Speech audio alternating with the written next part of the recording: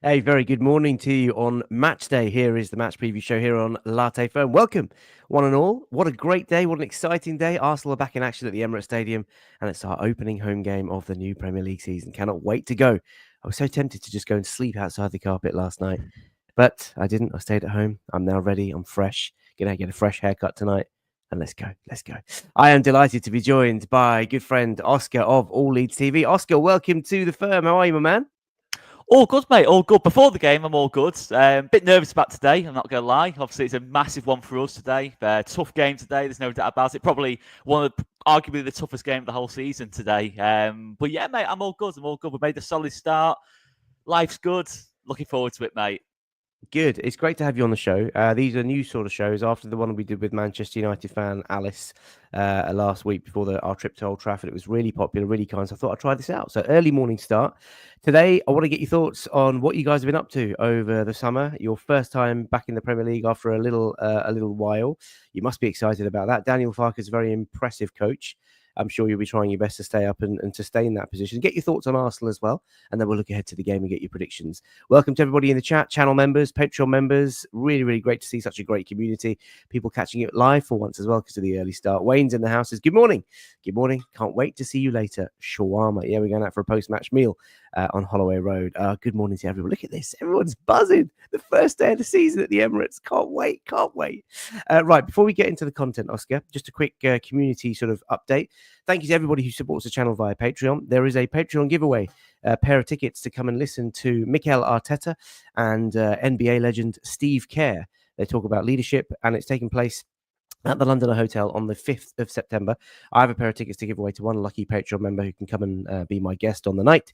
If you don't want to do that or can't do that and you win just by being a Patreon member, then I'll give you some vouchers for Arsenal.com to spend on yourself or some loved ones.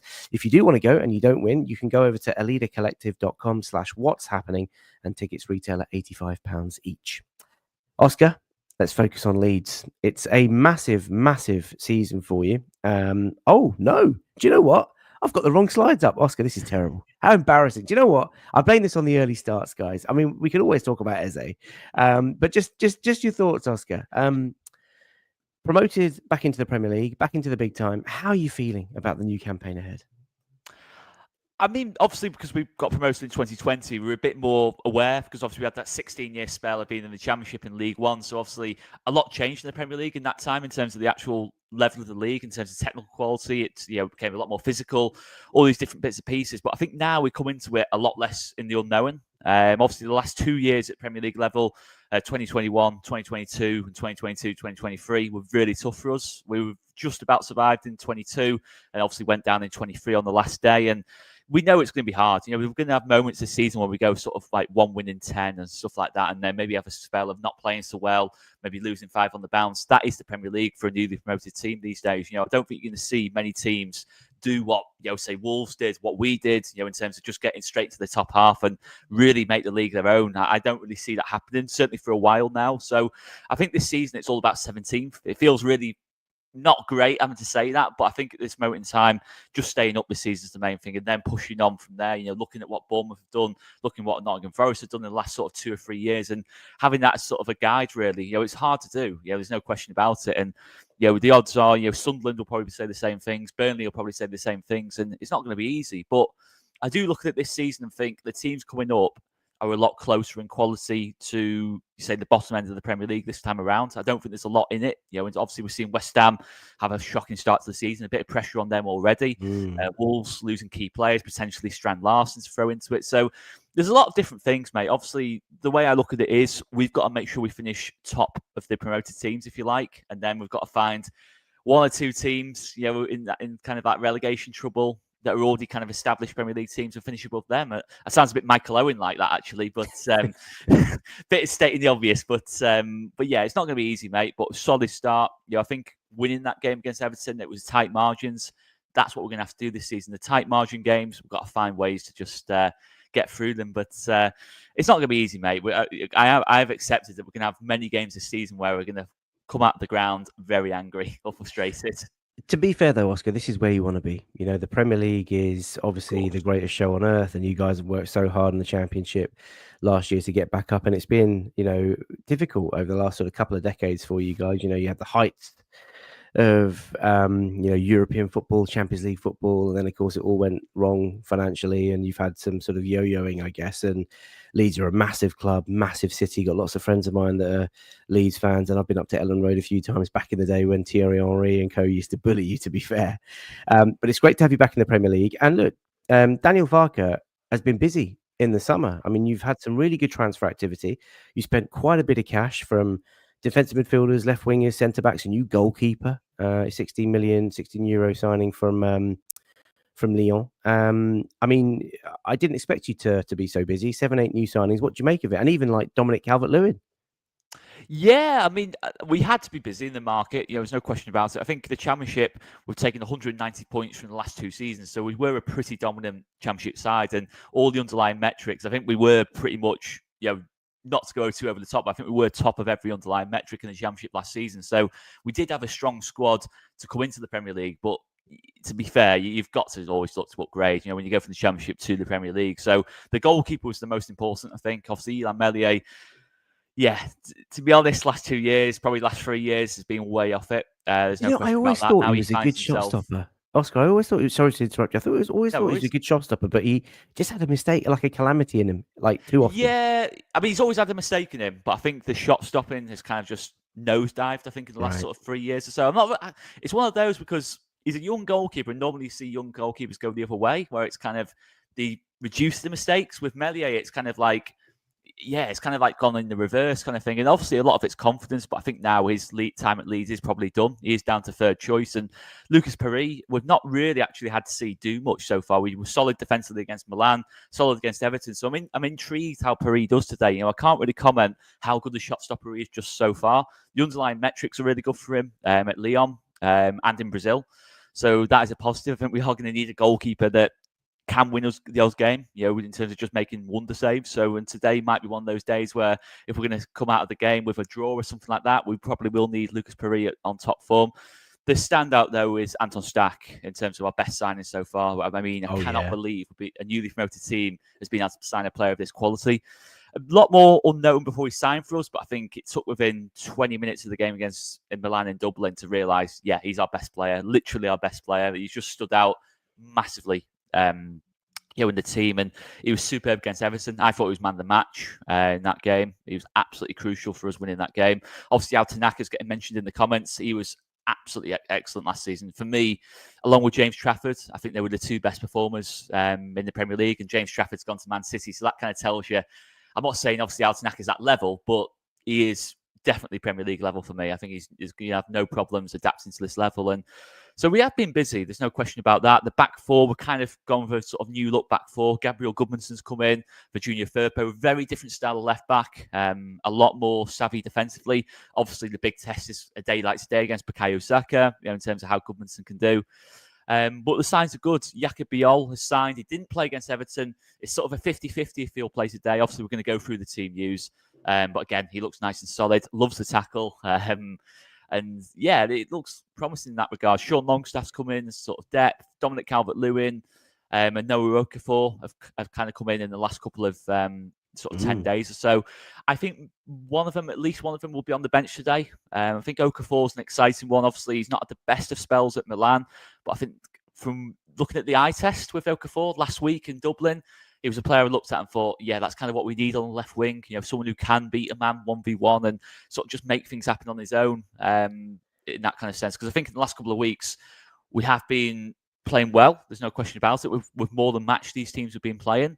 But I think maybe just a little bit rigid going forward, maybe just needing that sort of maverick in the attacking areas and just to kind of like liven up the attacking areas really for us. And Dominic Calvert-Lewin, in terms of how we look like we're going to play this season, 4-3-3, a lot of width on the sides in terms of creativity, crosses into the box. I think Dominic Calvert-Lewin, if we can get the confident Dominic Calvert-Lewin, the fully fit Dominic Calvert-Lewin, could do well for us. And I think at the very minimum is a striker, the type of striker you want for a newly promoted team in terms of getting us up the pitch, just with that hold-up play and physically being able to match Premier League defenders. So it's one of those, mate. On paper and in terms of so far, it looks good. I think maybe we do need another option on the right hand side, or more of a number 10. Obviously, El Canoes has been mentioned.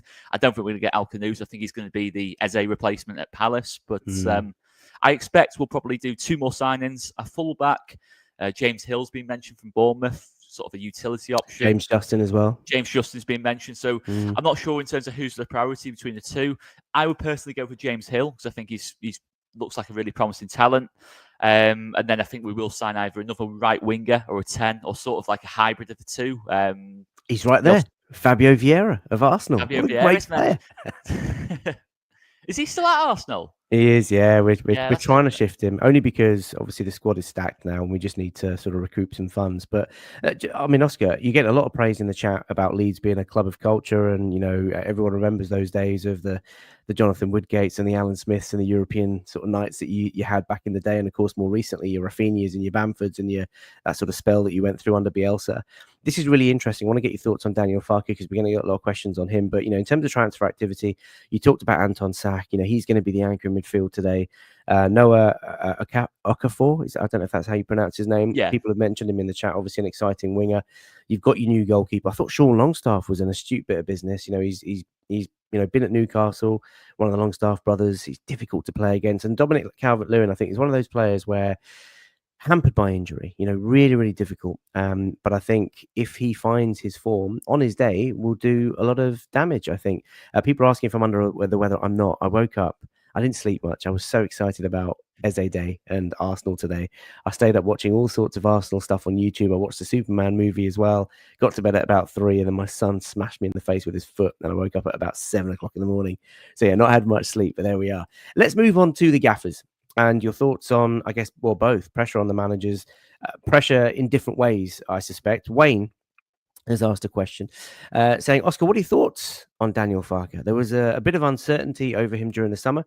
He's not had the best Premier League record, but of course, outstanding in the Championship last season. Yeah, I think the biggest thing with Daniel Farke is obviously the elephant in the room is Daniel Farke's record at Norwich in the Premier League. There's no question about that. But I do think there's mitigating factors behind that. Obviously, at Norwich, especially in the second spell, you saw Buendia leave for Villa just before that season started. And Buendia had probably one of the best Championship seasons of all time. The season before, I think he got something crazy like 15 goals, 15 assists. And that was a big one on Daniel Farke. Obviously, when you go into the Premier League, with the greatest respect to these players, with Grant Hanley, Kenny McLean, that kind of level of talent, we just aren't really Premier League quality. You're always going to struggle. Obviously, relying on Timo Pukki to deliver what he's doing in the Championship to the Premier League is always quite an ambitious one. And in terms of what's been said since Daniel Farke left Norwich, in terms of Norwich not really committing to thinking they're going to be able to stay up and kind of being happy almost to yo-yo between the leagues and then trying to build themselves up from there, which is it's an interesting strategy. Obviously, it's a strategy that I don't think Leeds fans would accept. I think at Norwich, obviously, it's a slightly different model in terms of how they're trying to build the club. But what I would say with that is look at where Norwich are now and look at where Norwich were before Daniel Farke.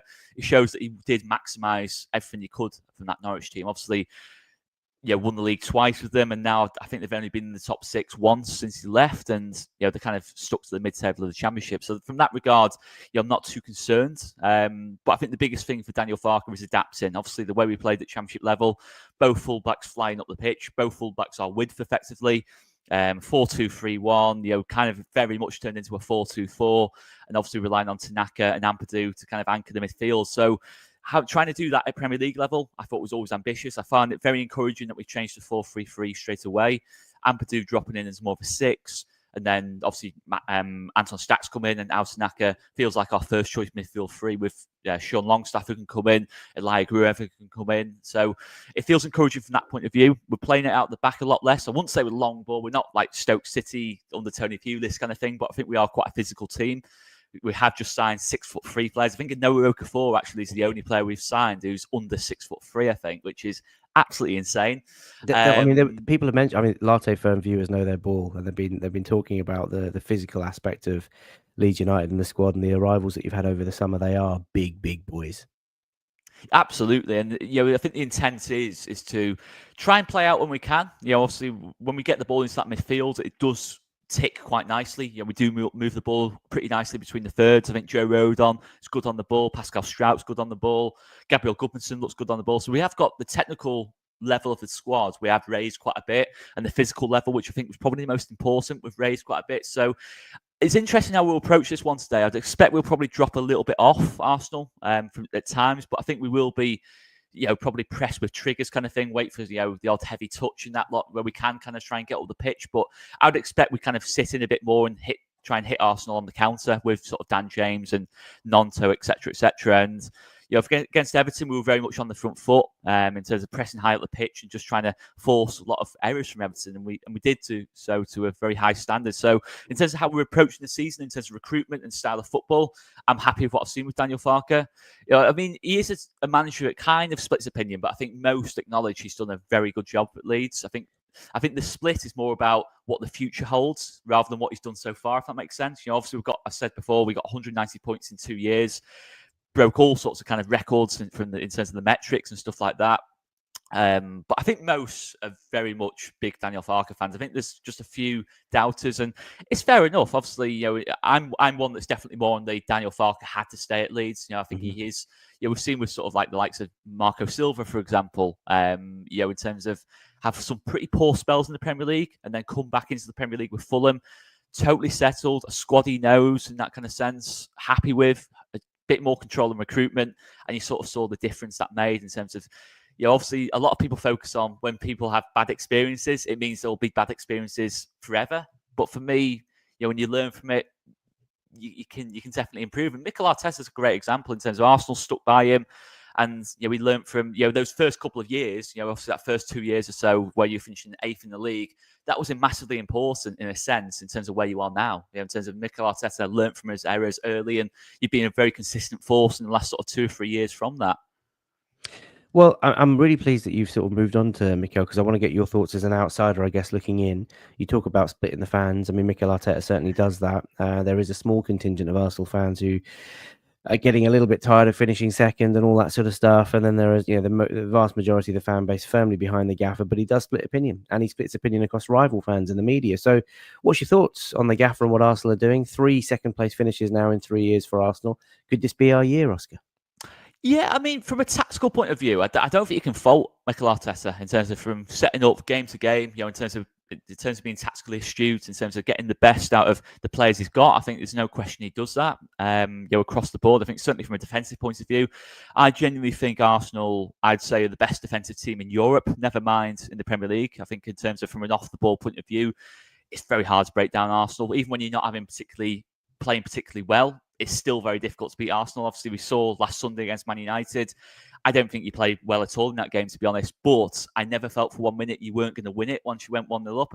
I know Man United had a couple of half chances, but really, I don't really think David Raya had a lot to do in the game. And that just reflects how good Arsenal are out of possession. But I think my one criticism of Mikel Arteta is the way you played in 2022, 2023, where I actually think you were the best team in the league last season. I know you didn't win the league, but I think obviously there's a couple of factors in terms of depth that went against you that year. The football you played that season, I think from a neutral looking in, I think it'd be great to see Arsenal play that way this time around. Obviously, with that signing people like Eze, I think it does allow that a little bit more. That'll be the interesting thing from my point of view. I think there's still a ceiling to reach on the ball for Arsenal, and I think that's the main. I know, obviously, in terms of the stats, it kind of say that your goal scoring numbers are still good, but I still think there's another gear to reach there for Arsenal in that sense. But in terms of Arsenal being in the title race, I think you probably are now. You signed Eze. I think you needed to sign that sort of spark in the final third, in terms of not just being totally reliant on Bukayo Saka. I think you did need to do that. Obviously, it'll be interesting in terms of Gyökeres, how he does. Obviously, today will probably be one where you kind of, from an Arsenal fan point of view, you're probably expecting Gyökeres to score today or really put in a better performance against Man United. So that'll be interesting from that point of view. But your recruitment, obviously, I watch quite a lot of Spanish football. So in terms of Mosquera, I think I really like that signing. I think he will kind of play a couple of games this season. I think when he does play, I think he'll make a solid case for himself as well in terms of being a depth option. Zubimendi, I think, has kind of deserved this big move for quite a while. Obviously shown great loyalty to Sociedad when the Liverpool links came in last year.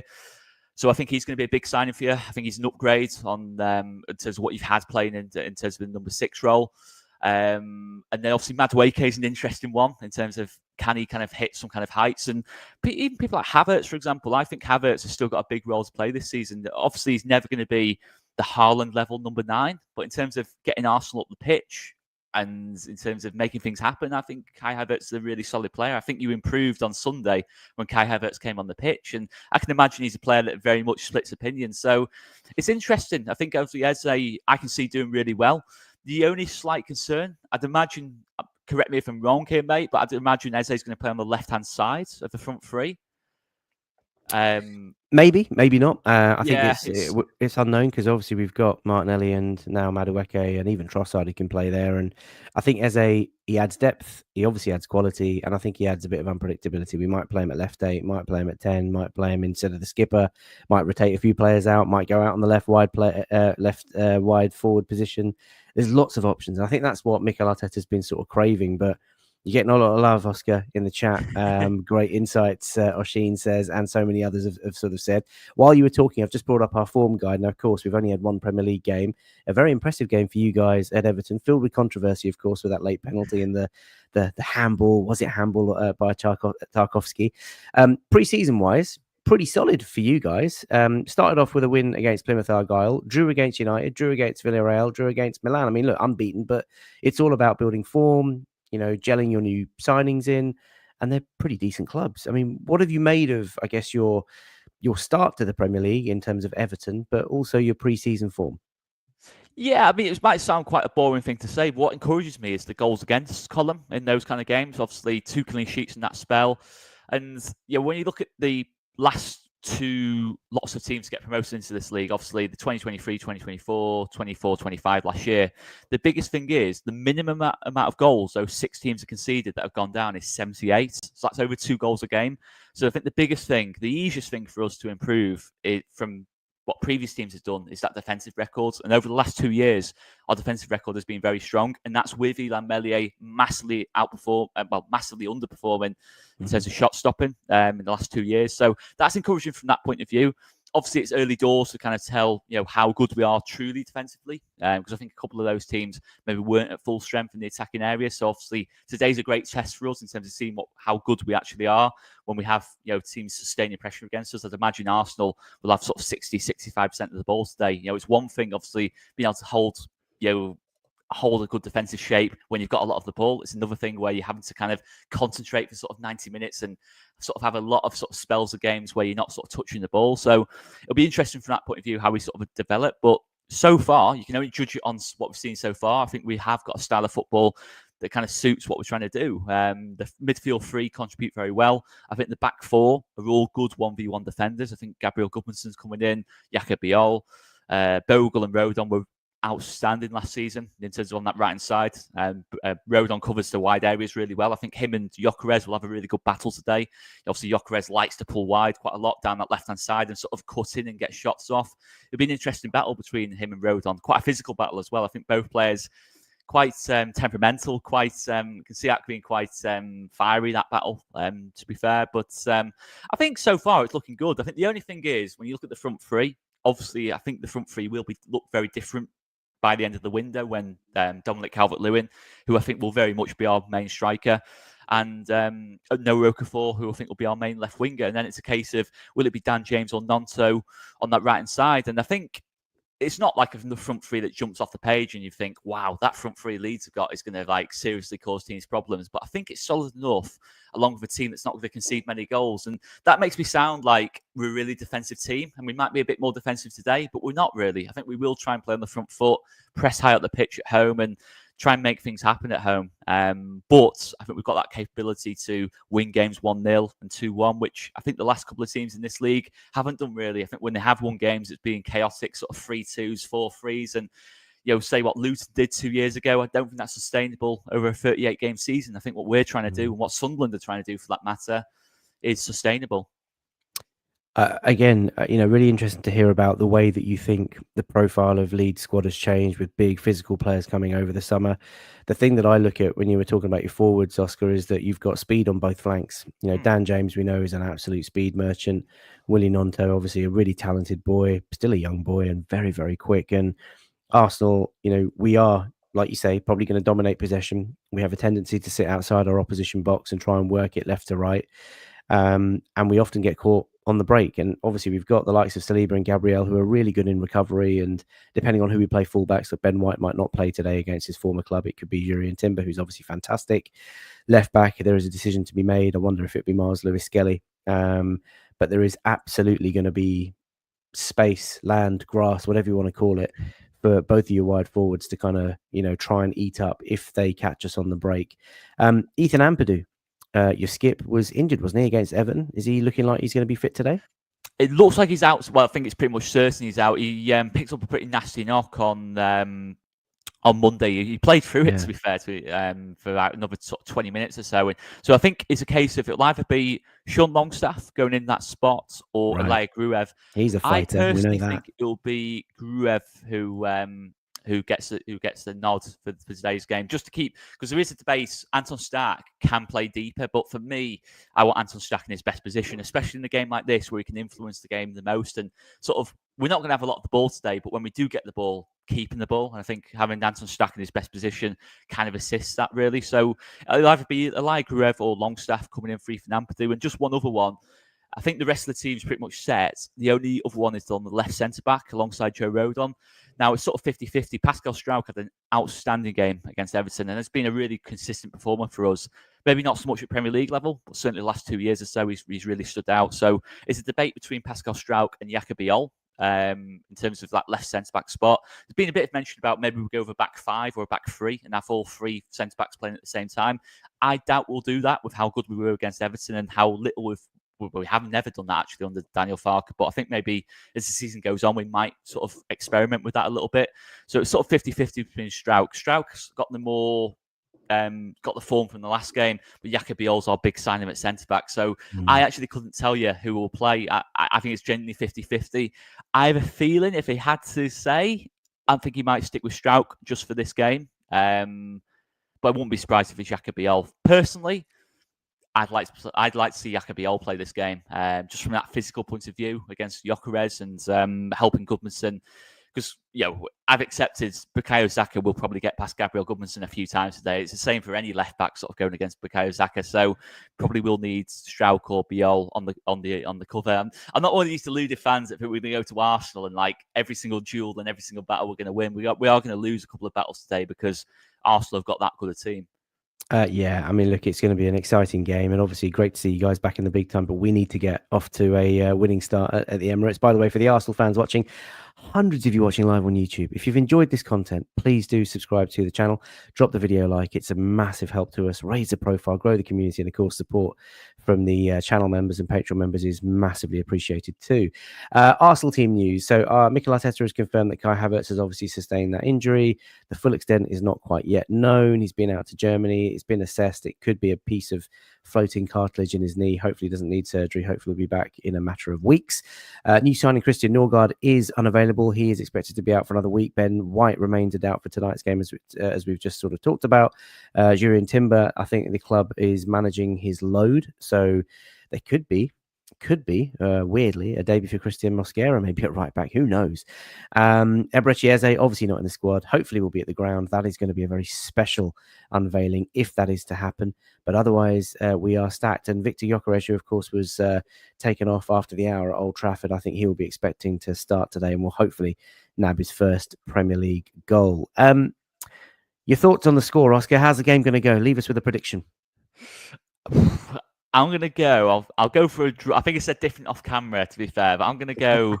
I think the only thing I'd say about us today is obviously had a bit of an underwhelming, game against Man United. Maybe not the greatest of pre-seasons. I'd say if we start the game well, I think maybe the crowd might get. Am I right in saying the crowd might get a little bit nervous today if we start the game well? You know your audience very well. It's it feels to me that's the only way we're going to get something today is if we start the game well. I think if you let Arsenal settle in the game, you'll inevitably create chances, get Saka and Gyökeres into the game, Martinelli, and then we'll have problems. If we're sort of having our whole team camped in say our own half, that's when we've kind of got problems. But if we start the game well, which I think we might just get a draw out of it, 1-1. But I don't say that with much conviction. I think if you start well, it could be like a 2-0 kind of job. So I'll say 1-1.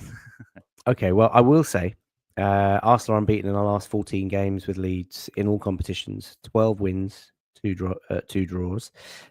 We are also unbeaten in our last 42 Premier League home games against newly promoted sides, Oscar. We've won 37 out of those 42. Wow. And we've drawn 5. That's not to say that, that trend's going to continue. But Wayne does say we've got 18 points from 18 last season against promoted sides. Got a really good record at home versus newly promoted sides too. Hope that continues, of course. Now, I've asked for a prediction. So you're going for a draw, yeah? A plucky draw for Leeds today, hopefully. Yeah, not much conviction behind it, but yeah, go on. I can't say we're going to get beat. I can't mentally. We're 2 games into the season. I can't have the headspace to say we're going to get beat. It's. I appreciate that. Mohamed's confidence says 4-0 to the Arsenal. Wayne's just there for the vibes. He wants to get Eze out on the pitch before kickoff, get that atmosphere flying. He says he's gone for 3-0. Furno says 2-0. Sir Nicholas says 3-1 to the Arsenal. JK Mayingo, what have you had for breakfast? 6-0. Oscar doesn't want to hear that.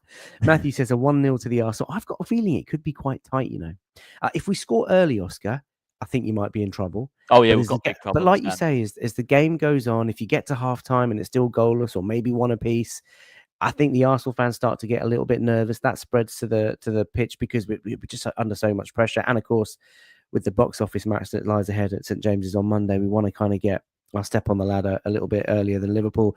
Ashwin says 3-0. Amberl 38 says 3-1. DJ Jackie B says 2-0 and a goal for Gyökeres. There's, in fact, Arsenal fans very, very confident today. There we are. Right, Oscar, that's been tremendous fun. Really appreciate you joining us today on this Saturday morning match preview show. Like I said, hundreds of you guys are watching it. Where can we find you? All Leeds TV? So you can find us on YouTube, TikTok, Instagram, and X, all Leeds TV. Basically, just a Leeds United fan channel, very much similar to what you guys are doing here. You're obviously covering Leeds. We'll be doing a match review if you want to see me sort of reacting to Leeds and losing heavily today. That's the place to watch it. But yeah, all Leeds TV, we do quite a lot of match day vlogs as well at games we're at. Unfortunately, I'm not at the game today, but we'll certainly be doing one for Newcastle next week, which is a big game as well. So it should be a cracking atmosphere. So if you want to check out Leeds content, we do talk a little bit about the league in general as well. You can find us on all Leeds TV. I really appreciate that, Oscar. It's been really good fun. Thank you so much for making the time. Really appreciate it. Mate, I've really enjoyed this. Thank you. I obviously look forward to seeing how you guys do in the Premier League. Wish you all the very best for the season, but of course, hope we absolutely batter you today. But you can understand that. Ladies and gents, boys and girls, thank you for watching. Enjoy the game. City Spurs first, then a few 3 p.m. kickoffs, and then it all kicks off at the Emirates under the lights. Take care. Bye for now.